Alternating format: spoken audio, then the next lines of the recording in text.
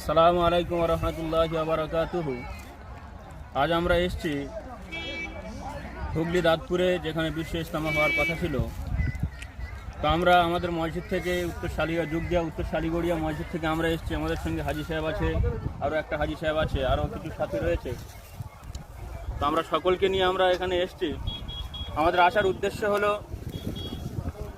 যে এখান থেকে আমাদের কিছু শিক্ষা নেওয়া এবং এখান থেকে কিছু নিয়ে যাওয়া, এবং দেশবাসীর কাছে প্রত্যেকের কাছে আবেদন যে আমরা এই ইজতেমার জন্য প্রত্যেক নামাজে আমরা দোয়া করব যেন আল্লাহ পাক রব্বুল আলামিন এই ইজতেমাকে কবুল করেন। এবং সাথে সাথে এই ইজতেমার কাজ অনেক বাকি রয়েছে, সেই কাজগুলো আল্লাহ পাক রব্বুল আলামিন তিনি তানার গায়েবের খাজানা থেকে, তিনি তানার কুদরতি থেকে যেন কাজগুলো সম্পূর্ণ করেন। আমরা এই বলে প্রত্যেকে নামাজের সময় দোয়া করব এবং 5 ওয়াক্ত নামাজ আমরা প্রত্যেকে পড়ার চেষ্টা করব ইনশাআল্লাহ।